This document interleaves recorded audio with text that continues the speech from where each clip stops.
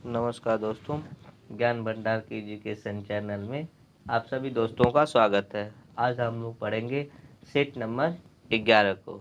तो set number 11 का पहला क्वेश्चन ये आपके स्क्रीन पर। भारतीय सिनेमा के जनक थे। इसमें पूछ रहा क्वेश्चन में कि भारतीय सिनेमा के जनक कौन थे। ठीक, तो भारतीय सिनेमा के जो जनक कहे जाते हैं वह दादा साहब फाल्के। कौन?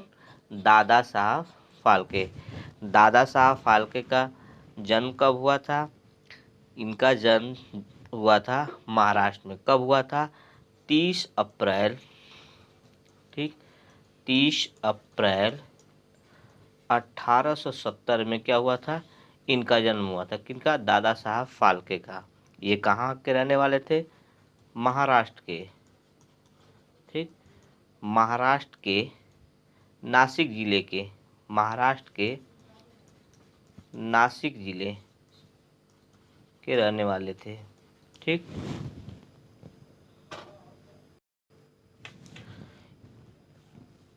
इनका जो असली नाम था वो क्या था? जो इनका असली नाम, दादा फाल्के जी का जो असली नाम था ये धुंधीराज गोविंद फाल्के।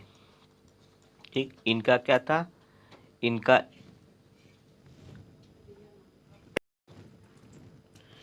जो असली नाम था वो क्या था? धुंधीराज गोविंद फाल्के। इनके पिताजी का क्या नाम था? इनके पिताजी का नाम था शास्त्री फाल्के। इनके पिताजी का क्या नाम था? शास्त्री फाल्के। दादा साहब फाल्के पुरस्कार की स्थापना कब हुई थी? दादा साहब फाल्के पुरस्कार की स्थापना जब जो हुई थी वह हुई थी आपकी 1969 में। 1969 में दादा साहब फाल्के पुरस्कार की स्थापना हुई थी। पहले व्यक्ति पाने वाली महिला कौन थी? देवकी रानी खत्री। देवकी रानी खत्री। वर्तमान में यह कितनी राशि इसमें दी जाती है? वर्तमान में 10 लाख की धनराशि दी जाती है। 10 लाख की धनराशि पुरस्कार के रूप में प्रदान की जाती है। ठीक, इसके और कुछ फैक्ट हम आपको बताते हैं दोस्तों। जो भारत का सबसे बड़ा सिनेमा घर, क्योंकि ये किससे रिलेटेड थे? सिनेमा थे, तो सबसे बड़ा सिनेमा घर कहाँ है? सबसे बड़ा सिनेमा घर था आपका राजस्थान में। राजस्थान के जयपुर। कहाँ था? राजस्थान के जयपुर में था।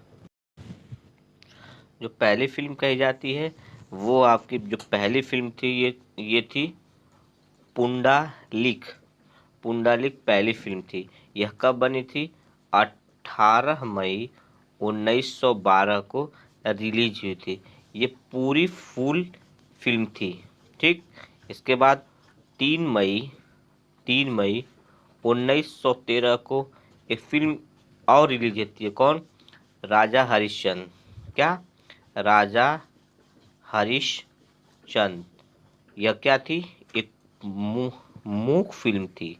कौन क्या थी? मूक फिल्म थी। ठीक, अब दोस्तों हम देख लेते हैं कि 2022 का किसे मिला है। तो किसे मिला है? आशा। क्या नाम है उनका? आशा। आप लोग बताइए क्या नाम है उस महिला का जो मिला है? आशा पारेख। क्या नाम है? पारेख। इनको 2022 का नहीं मिला, इनको मिला 2020 का है। लेकिन कब दिया गया? 2022 में इनको यह पुरस्कार मिला था। यह कौन सा नंबर का था? 52वां पुरस्कार था। 51वां नंबर का किसे मिला था? रजनीकांत को। यह 2019 के लिए, 2019 के लिए किसे मिला था? रजनीकांत को। किसे मिला? रजनीकांत को। ठीक, अब दोस्तों हम नेक्स्ट क्वेश्चन की तरफ चलते हैं। हमारा नेक्स्ट क्वेश्चन ये रहा आपके स्क्रीन पर। नेक्स्ट क्वेश्चन, भारत में शिक्षा है एक, भारत में शिक्षा क्या है, आपको बताना है कि भारत में शिक्षा क्या है। तो भारत में शिक्षा क्या है, मूलभूत अधिकार है, ठीक, मूलभूत अधिकार है। और नई शिक्षा नीति के अंतर्गत यह बताया गया है कि ह- हर बच्चे को उनके माता पिता का कर्तव्य बनता है कि वो अपने बच्चों को शिक्षा से वंचित न करे, यह कानूनी अपराध माना गया है। अब दोस्तों हम चलते हैं नेक्स्ट क्वेश्चन। नेक्स्ट क्वेश्चन हमारा ये रहा आपका नेक्स्ट क्वेश्चन, ग्लोब पर कर्क रेखा भारत के कितने राज्यों से होकर गुजरती है। तो जो हमारा ये आपका ग्लोब है, ग्लोब में 3 रेखाएं खींची जाती हैं। क्या, ये आपकी शून्य रेखा, इसी को हम भूमध्य रेखा कहते हैं, इसी को हम विषुवत रेखा कहते हैं, ठीक। और इसके जस्ट ऊपर जो होती है वह क्या होती है, आपकी कर्क रेखा।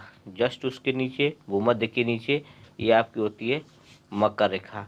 तो ये पूछा सवाल में है कि जो ऊपर की रेखा यानी कर्क रेखा है वो भारत के कितने राज्यों से होगी। यह केवल एक ऐसी रेखा है जो भारत से होकर गुजरती है।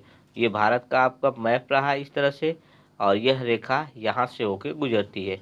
तो हम आपको एक शानदार और जानदार ट्रिक बताते हैं, इससे पूरा क्लियर हो जाएगा कि भारत में कितनी रेखाएं कर्क रेखा से होकर गुजरती हैं। उसका जो ट्रिक है, आप ट्रिक को क्या करिएगा, अपने बुक पर, अपने कॉपी पर राइट डाउन कर लीजिएगा, ठीक। तो ये है आपका गरम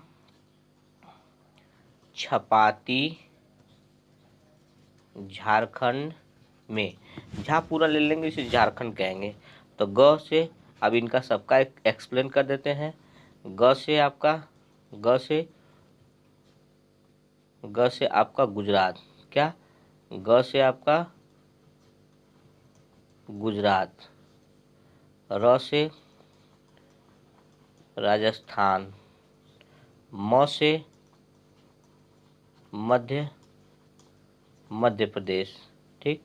और आपका छ से, ये आपका ट्रिक है, ठीक। और छ से आपका छत्तीसगढ़, ठीक। प से पश्चिमी बंगाल, ठीक। अब आपका त से ती यानी त्रिपुरा, आपका झा से पूरा झा ले लेंगे तो आपका झारखंड, आपका में से आपका मिजोरम, ये आपके 1 2 3 4 5 6 7 और 8, तो टोटल कितनी रेखाएं भारत से होकर गुजरती है, टोटल 8 रेखाएं, जो कर्क रेखा 8 राज्यों से होकर गुजरती है, जिसका ट्रिक है आपका गरम छपाती झारखंड में। आप 2-3 बार जरूर इसको पढ़िएगा, गरम छपाती झारखंड में। ग गुजरात, र राजस्थान, म मध्य प्रदेश, छ छत्तीसगढ़, पश्चिमी बंगाल, त त्रिपुरा, झ झारखंड, म मिजोरम। ये आपका ट्रिक के साथ 8 के 8 राज्य कवर हो गए। अब दोस्तों हम चलते हैं नेक्स्ट क्वेश्चन की तरफ। नेक्स्ट क्वेश्चन हमारा ये रहा, विश्व में गेहूं का सबसे बड़ा निर्यातक देश। तो इसमें पूछा है कि जो विश्व में सबसे ज़्यादा गेहूं का निर्यात करता है वह कौन करता है। तो इसमें पहला जो option number A is right, सबसे ज़्यादा क्या करता है, रूस करता है। रूस क्या करता है, सबसे ज़्यादा निर्यात करता है, ठीक। भारत को अब देख लेते हैं कि भारत चौथे स्थान पर। तो भारत कितने स्थान पर, ये हमारा 8वें स्थान पर है। निर्यात के माने में भारत क्या आता है, 8वें स्थान पर। तो पहले पर क्या है आपका रूस, दूसरे पर हम आप देख सकते हैं यूरोपीय संघ के अंतर्गत जो कंट्री आती हैं वो हैं, और थर्ड में आपका ऑस्ट्रेलिया, ठीक। और चौथे में कनाडा, 5वें में अमेरिका, ठीक। छठे में आपका अर्जेंटीना, और सातवें में यूक्रेन, कौन, यूक्रेन, और 8वां भारत, ठीक। इस रिकॉर्ड के अनुसार कहीं कहीं आपको दोस्तों भारत की जो स्थिति तीसरी बताई जा रही है, ठीक। कुछ रिकॉर्डों में इसकी स्थिति क्या बताई जा रही है, तीसरी बताई जा रही है, लेकिन हमने जहाँ तक इसको फाइंड आउट किया है इसकी 8वीं रैंक रही है। पहले पर क्या रहा आपका? रूस। हाँ, ये जो यूक्रेन है इसको भारत क्या करता है? निर्यात करता है, देता है, ठीक, निर्यात करता है। यूक्रेन को भारत क्या करता है? गेहूं निर्यात करता है। अब दोस्तों हम चलते हैं नेक्स्ट क्वेश्चन की तरफ। नेक्स्ट क्वेश्चन हमारा ये रहा आपके स्क्रीन पर। विश्व का सबसे बड़ा मरुस्थल किस प्राकृतिक प्रदेश में स्थित है? जो विश्व का सबसे बड़ा मरुस्थल किस प्राकृतिक प्रदेश में स्थित है? तो किस प्राकृतिक प्रदेश में स्थित है? यह आपके उष्ण मरुस्थलीय प्रदेश में स्थित है। अब आपको ये बताना है दोस्तों कि ये जो हमारा उष्ण मरुस्थलीय प्रदेश किसके अंतर्गत आता है। तो आपका ये जो दक्षिणी अफ्रीका है, ये आपके मैप के अनुसार दक्षिणी अफ्रीका है। तो दक्षिणी अफ्रीका की ये इस इलाके में ये सहारा का मरुस्थल है, ठीक, ये आपका क्या है? सहारा का मरुस्थल है। और सहारा के मरुस्थल में ही ये स्थितियाँ पाई जाती है। उष्ण मरुस्थलीय प्रदेश पाए जाते हैं। जो आपका दक्षिण अफ्रीका जो है ये मेन है, इसी को हम कहते हैं दक्षिण अफ्रीका। बाकी इधर आपकी नील नदी है, ठीक, इधर नील नदी, इधर मिस्र है, यही आपका मिस्र है। ऐसे ऐसे कंट्रियों में आपको जब मैप पढ़ाएंगे तो हम पूरा का पूरा कंट्री और प्लस बड़े बड़े महाद्वीप जो है उसके अंतर्गत कौन से कंट्री आते हैं सब हम आपको एक दिन आपको पढ़ा देंगे। अब चलते हैं दोस्तों हम नेक्स्ट क्वेश्चन की तरफ। नेक्स्ट क्वेश्चन ये रहा। विश्व का सबसे व्यस्त व्यापार नदी, सबसे व्यस्त नदी, उसमें हमेशा क्या होता है? ट्रैफिक लगी रहती है। व्यस्त का मतलब व्यापार के स्तर से ये क्या है? सबसे ज़्यादा ट्रैफिक लगी रहती है। तो ये जो हमारी क्या है? राइन है। कौन सी है? राइन है। राइन कहाँ बहती है? राइन जो है आपकी नदी है वह जर्मनी में बहती है, ठीक, कहाँ बहती है? जर्मनी में। जर्मनी और स्विट्जरलैंड की सीमा पर ये स्थित है। कहाँ पे? जैसे ये आपका ये जर्मनी हो गया, जर्मनी, और इधर आपका स्विट्जरलैंड, तो इसी की सीमा पर क्या है? यह बहती है। कौन? राइन नदी। तो राइन नदी क्या है? ये सबसे व्यापारिक नदी बोली जाती है। ये क्या बोली जाती है? व्यापारिक नदी बोली जाती है। और यह सबसे व्यस्त नदी के रूप में भी जानी जाती है। तो इसमें व्यापार किसका होता है? इस नदी में, जो राइन नदी है, इसमें सबसे ज़्यादा कोयले का व्यापार होता है। यानी कोयला क्या होता है? इसमें ढोया जाता है। इस नदियों के माध्यम से क्या होता है? कोयले का आयात निर्यात होता है। इसलिए यह क्या है? व्यस्त नदी है, ठीक। यह नदी निकलने के बाद यह कहाँ निकल के चली आती है? एक उत्तर सागर में क्या होती है? आके विलय हो जाती है, गिर जाती है, मिल जाती है, ठीक। अब दोस्तों हम चलते हैं नेक्स्ट क्वेश्चन के तरफ। आपको नील नदी के बारे में अभी हमने बताया था कि अफ्रीका की क्या है? नील नदी है। अब दोस्तों हम चलते हैं नेक्स्ट क्वेश्चन की तरफ। नेक्स्ट क्वेश्चन हमारा ये रहा। मोहनजोदड़ो कहाँ स्थित है? क्या है बताना है? मोहनजोदड़ो कहाँ स्थित है? तो मोहनजोदड़ो जो है कहाँ स्थित है? वह सिंधु नदी। तो सिंधु नदी कहाँ है? पाकिस्तान की नदी है। तो सिंधु प्रांत में कहाँ है? मोहनजोदड़ो है, ठीक। मोहनजोदड़ो वह पाकिस्तान के किस जिले में है? एक पाकिस्तान के लरकाना जिले में है। किसमें है? पाकिस्तान के लरकाना जिले में स्थित है, ठीक। क्या? मोहनजोदड़ो सिंधु नदी के किनारे बसा है। मोहनजोदड़ो का मतलब होता है क्या? मृतकों का टीला।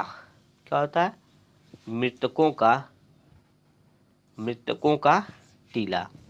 इसकी खोज कब की गई थी? मोहनजोदड़ो की खोज कब की गई थी? सिंधु नदी के किनारे। यह 1922 ईस्वी में राखल दास बनर्जी के द्वारा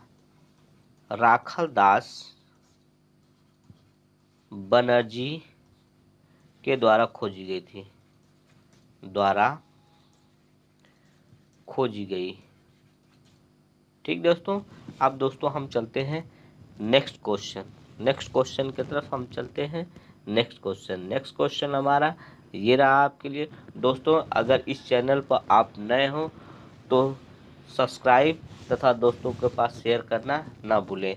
आप जितना ही सब्सक्राइब का सहयोग करेंगे, हम अपने तरफ से इतना अच्छा कंटेंट आपके लिए प्रोवाइड करेंगे। और आप करें या ना करें, लेकिन मैं अपना कर्तव्य जरूर आपके साथ करूंगा। आप सब्सक्राइब करें या ना करें, लेकिन मैं बेहतर मैटर और बेहतर एक्सपीरियंस लाने की हमेशा कोशिश करता हूं कि आपको कहीं से कोई रॉन्ग मैटर न मिले। दोस्तों, हम हर सब्जेक्ट से आपको एक एक दो दो क्वेश्चन पूछते रहते हैं। तो ये है बैंकिंग के क्षेत्र में CBS में सी का पूर्ण रूप क्या है। इसमें पूछा है कि जो इसका फुल फॉर्म होता है उसके साथ उसमें सी का क्या है। तो फुल फॉर्म इसका क्या होता है CBS का? कोर क्या होता है? Core banking solution. Core banking solution. जो सी का अर्थ है वो क्या है? कोर है। क्या है? कोर है। अब दोस्तों हम चलते हैं नेक्स्ट क्वेश्चन की तरफ। नेक्स्ट क्वेश्चन हमारा ये रहा, किसने पेंटिंग की शुरुआत फिल्म के पोस्टर से की? किसने पेंटिंग की शुरुआत फिल्म के पोस्टर से की? किसने की? तो इन्होंने हुसैन जी ने क्या किया था? MF हुसैन जी ने यह अपना फिल्म के पोस्टर से ही अपनी शुरुआत की थी। अब दोस्तों हम चलते हैं नेक्स्ट क्वेश्चन की तरफ। नेक्स्ट क्वेश्चन हमारा, जो हमारी मधुबनी लोक कला किस राज्य से संबंधित है? मधुबनी जो है वह किस राज्य से संबंधित है? तो मधुबनी जो है वो आपकी बिहार से ताल्लुकात रखती है। मधुबनी जो कला है, मधुबनी चित्रकला है, यह कहाँ से? एक प्रकार की चित्रकला है। ठीक। अब दोस्तों हम चलते हैं नेक्स्ट क्वेश्चन की तरफ। नेक्स्ट क्वेश्चन ये हमारा रहा, सूक्ष्म जीव मिलते हैं। आपको बताना है कि सूक्ष्म जीव कहाँ मिलते हैं, ये क्वेश्चन कहना चाहता है। तो आपको बताना है रेतीली मिट्टी में, लवण युक्त पानी में, दलदल भूमि में। तो जो हमारे सूक्ष्म जीव होते हैं, जो छोटे छोटे बैक्टीरिया होते हैं, वह कहाँ मिलते हैं?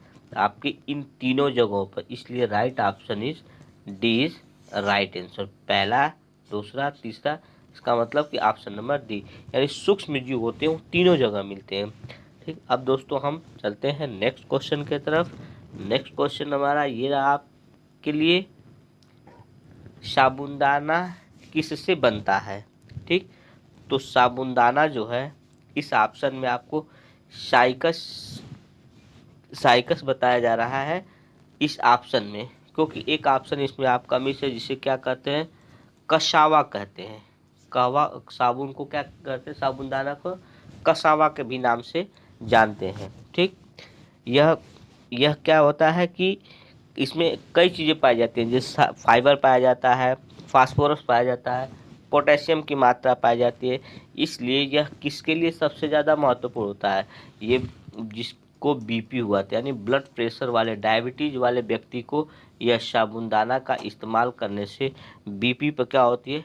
कंट्रोल होती है। इससे कोलेस्ट्रॉल का जो स्तर होता है वह बना रहता है। इससे कोलेस्ट्रॉल क्या होता है? बढ़ता नहीं है। ठीक। अब दोस्तों हम चलते हैं नेक्स्ट क्वेश्चन की तरफ। नेक्स्ट क्वेश्चन ये रहा, किलोवाट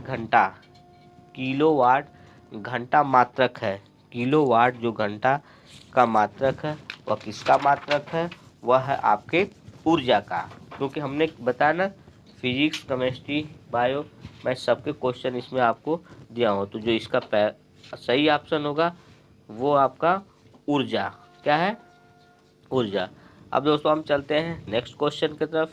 नेक्स्ट क्वेश्चन हमारा ये रहा, सोडियम हाइड्रोक्साइड का जो pH मान होता है वह लगभग कितना है? आपको बताना है कि जो सोडियम हाइड्रोक्साइड का pH मान है वह कितना है? सोडियम ऑक्साइड का जो pH मान है वह आपका 14 है। लेकिन ये क्रमांक नहीं, आप लोग ध्यान दीजिएगा कि जो क्रमांक होता है वह सोडियम का क्या है? 11th है, ये क्रमांक है। लेकिन इसका हमने क्या पूछा है? आपका pH मान पूछा है। तो जो इसका pH मान है वह क्या है? 14 है। दोस्तों हम चलते हैं नेक्स्ट क्वेश्चन की तरफ। नेक्स्ट क्वेश्चन हमारा ये रहा। ठीक। हाल ही में 15,000 वर्ग फुट की रंगोली कहाँ पर बनाई गई है? जो 15,000 फुट की रंगोली बनाई गई है, यह पूछा गया कि किस राज्य में बनाई गई है? गुजरात में, मुंबई में, बेंगलुरु में और त्रिवेंद्रम में। तो आपको बताना है इसका सही आंसर ऑप्शन नंबर 20 राइट। यह कहाँ बनाई गई है? यह मुंबई में बनाई गई है। ठीक, अब हम चलते हैं दोस्तों नेक्स्ट क्वेश्चन की तरफ। नेक्स्ट क्वेश्चन हमारा ये रहा आपके लिए, हाथी गुफा किस राज्य में स्थित है? हाथी गुफा किस राज्य में स्थित है?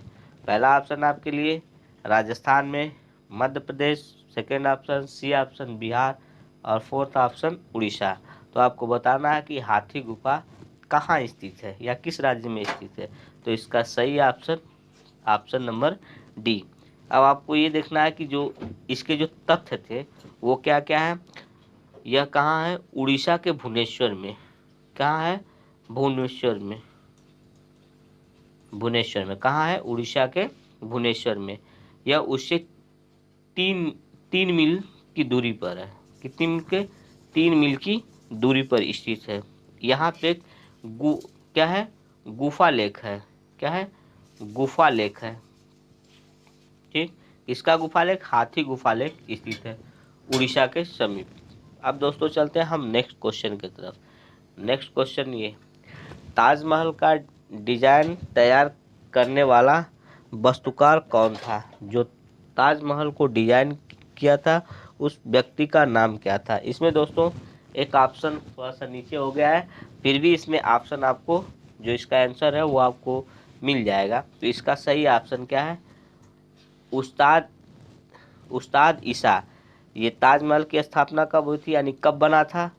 1648 ईस्वी में। किसने बनवाया था ताजमहल को? ताजमहल को शाहजहां। कौन? शाहजहां।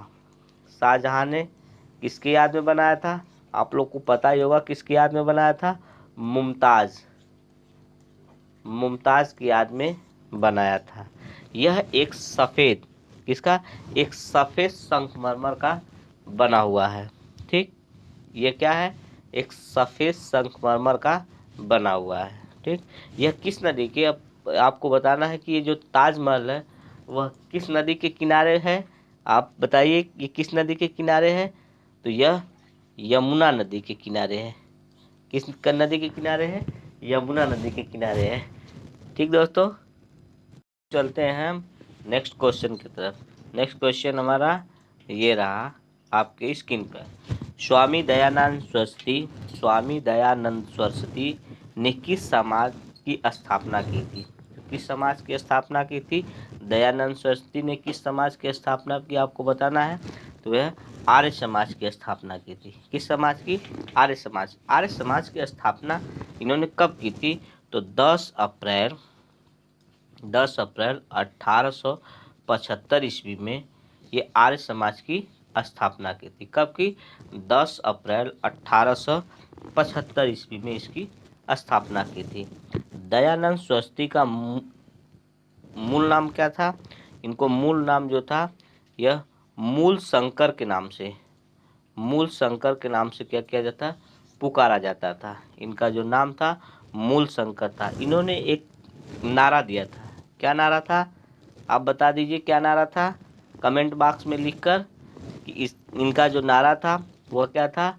वेदों की ओर लौटो।